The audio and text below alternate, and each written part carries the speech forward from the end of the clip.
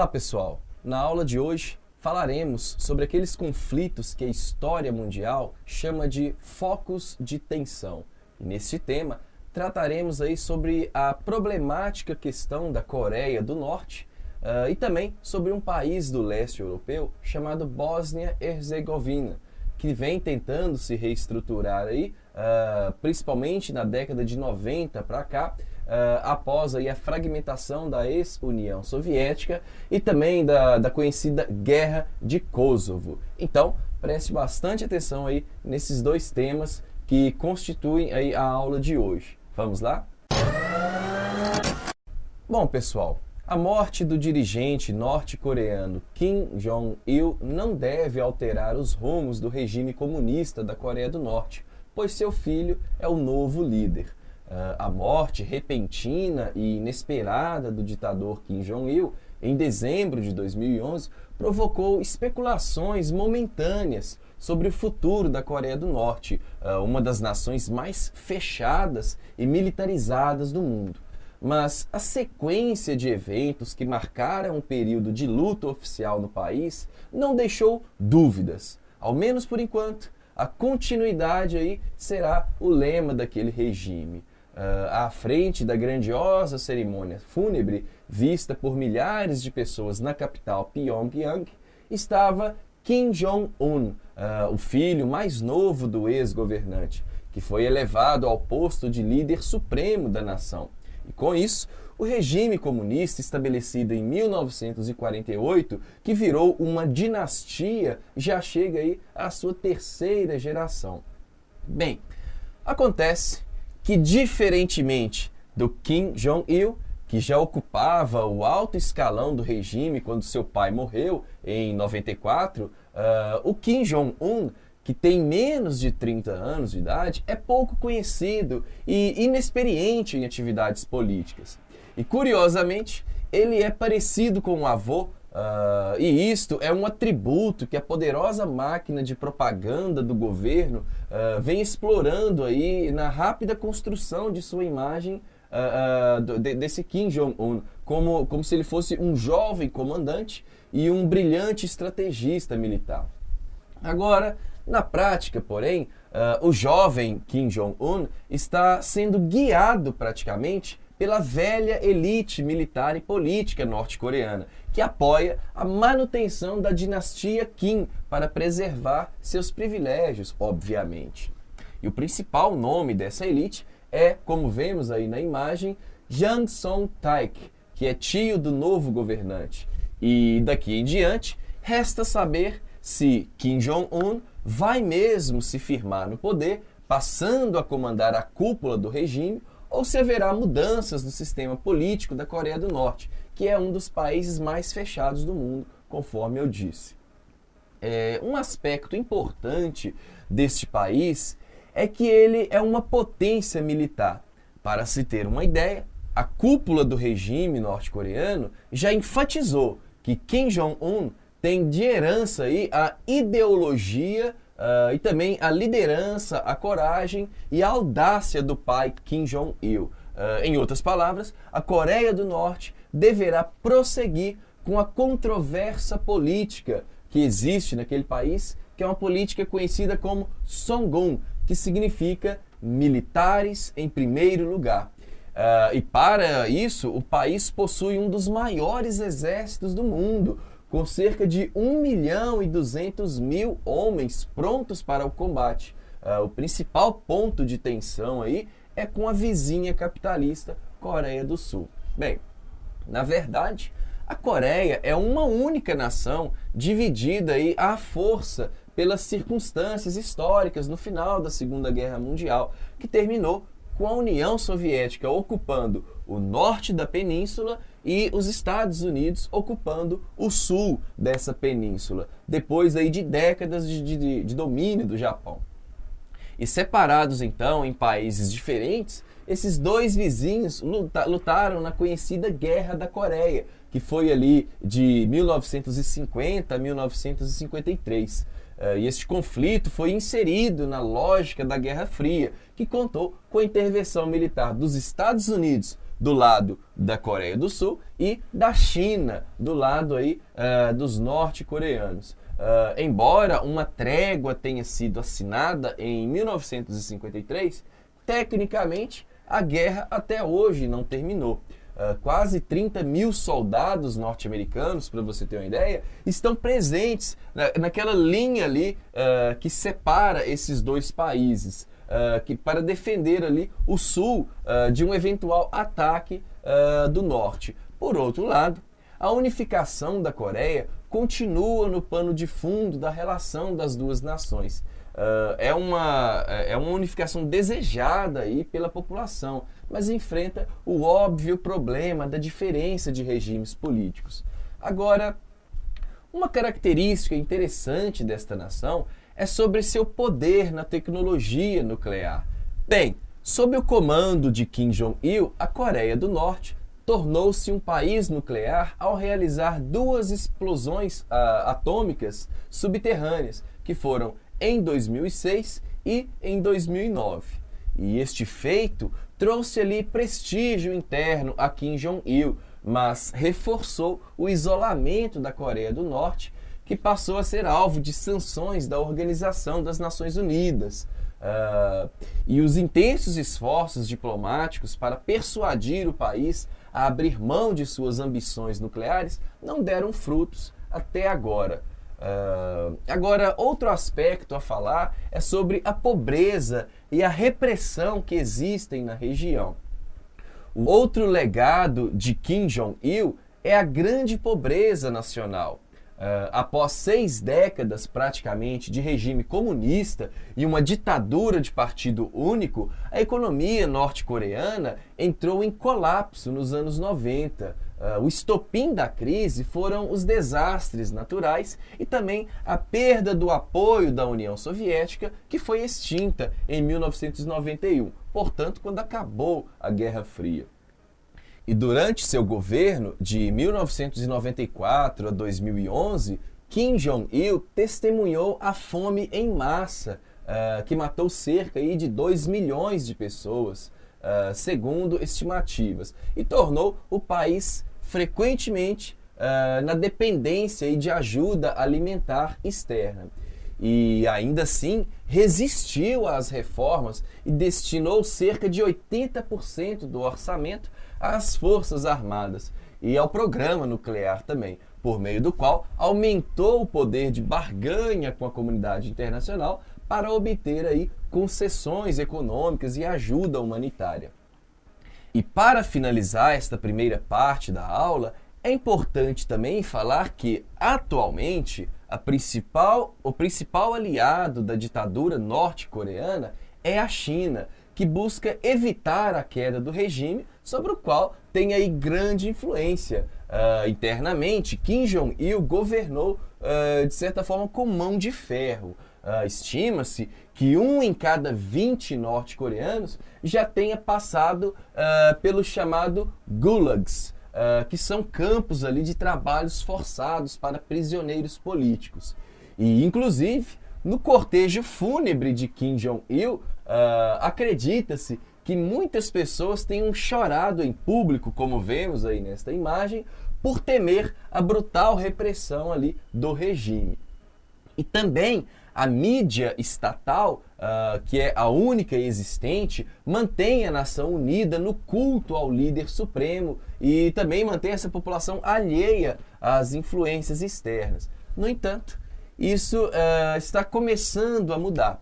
Com o crescente uso de celulares e aparelhos de DVD, a população aos poucos toma consciência de sua real situação. A perda do controle sobre as fontes de informação é vista como grande ameaça pelo governo norte-coreano.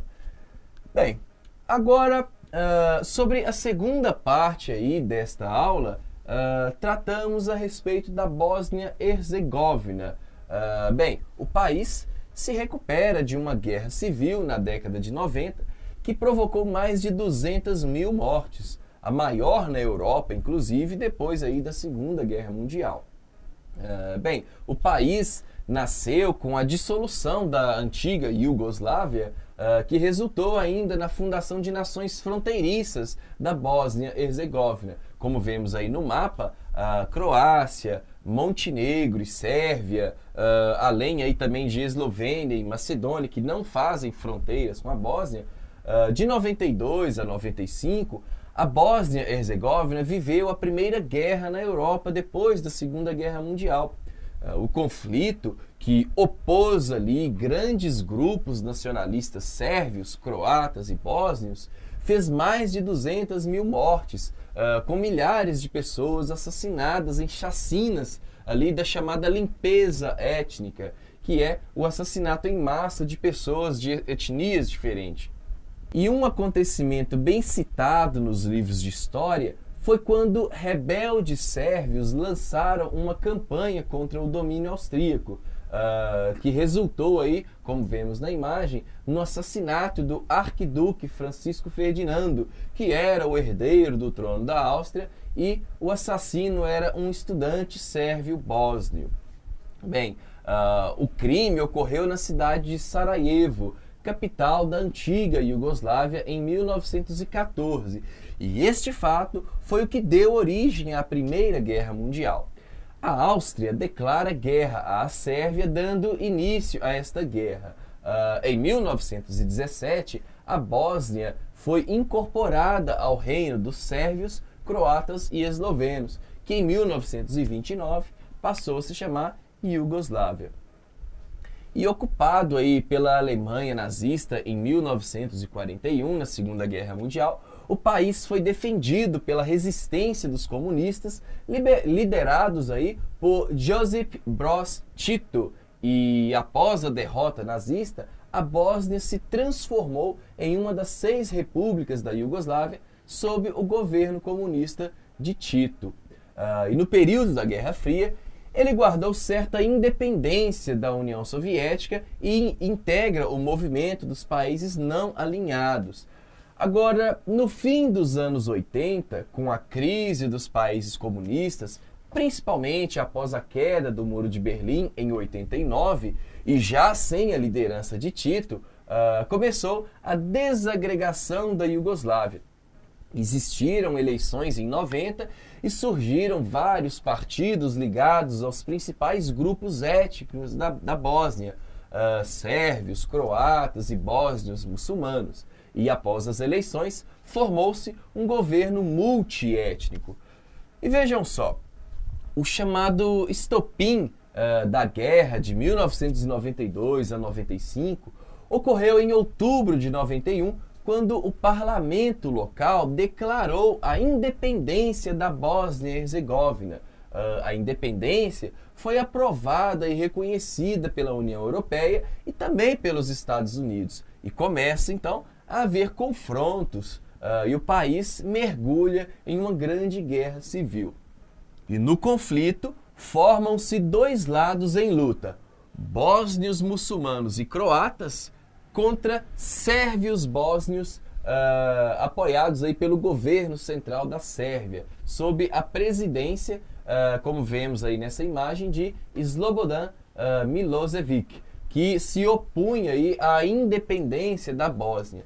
E a guerra foi caracterizada pelas mesmas limpezas étnicas que já citamos aqui, que foi ali a expulsão de grupos diferentes das áreas que ocupavam e teve inclusive a morte de muitos civis. A guerra da Bósnia agrava-se em 1993. Os sérvios bósnios dominavam cerca de 70% do território quando a Croácia entrava em conflito, reivindicando parte do país. E a ONU intervém no conflito e passa a bombardear posições ali militares sérvias. E a intervenção leva ao fim da guerra. É então assinado o Acordo de Dayton, que define as atuais fronteiras e instituições da Bósnia-Herzegovina. E agora, uma das notícias que circulavam por todo o mundo é referente aos líderes de grupos envolvidos na guerra da Bósnia, que foram presos e entregues a julgamento ali ao Tribunal Penal Internacional, que é em Haia, na Holanda. Muitos foram condenados. E o principal detido levado ao tribunal é Ratko Mladic, que era o comandante aí do exército da República Sérvia, que na época era a Bósnia, quando esta se autoproclamou independente em 1992. Com o fim da guerra, em 1995, Mladic fugiu e permaneceu aí por 16 anos como um dos criminosos mais procurados do mundo. Inclusive, recentemente, nos programas de televisão, de jornais, os noticiários, falam aí deste fato. Bom, militar de carreira, esse Ratko Mladic foi um dos principais responsáveis por ações de limpezas étnicas que eu falei, quando ele chefiou aí cerca de 85 mil soldados que promoveram ali chacinas de civis desarmados de populações que não eram sérvias. Ele é acusado também pela morte de 12 mil civis, incluindo cerca de 1.500 crianças no ataque a Sarajevo, e também pelo crime de genocídio, ao ordenar a morte de aproximadamente 7 mil muçulmanos em Srebrenica, que é uma cidade na região. E Mladic é também acusado de tortura e abuso sexual, inclusive. O general foi então destituído com os acordos de paz. Mladic escondia-se na vizinha Sérvia e foi preso em maio de 2011, quando, como eu disse, começaram aí os noticiários tratando do assunto. Agora, antes dele, já fora preso em 2008 o presidente da República Sérvia durante a guerra, que é Radovan Karadzic, também na Sérvia. E a prisão e a punição dos criminosos da guerra fazem aí parte das exigências da União Europeia e também da OTAN para a aceitação plena deste país na ONU. E um último aspecto aí a tratar com relação aos muitos refugiados da região, em meio ao lento processo de repatriação, acontece o retorno das minorias. Entre 96 e 2011, para você ter uma ideia, mais de 1 milhão de refugiados e deslocados, né, entre muçulmanos, sérvios e croatas, voltaram para a região da Bósnia. E para finalizar, a nova realidade traz à tona o problema da falta de habitação. Muitos dos que retornaram descobrem que suas casas foram destruídas ou ocupadas ilegalmente. E além disso, para que fiquem, é preciso que encontrem trabalho e certas perspectivas de vida. E 17 anos após o fim do conflito, o país continua dependente de ajuda externa, mas o dinheiro doado pela comunidade internacional não tem sido suficiente para reerguer a economia, ainda mais agora com essa crise na Europa.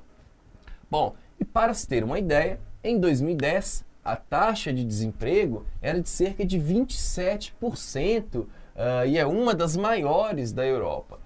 E por fim, pessoal, gostaria de... Deixa eu falar de novo esse I.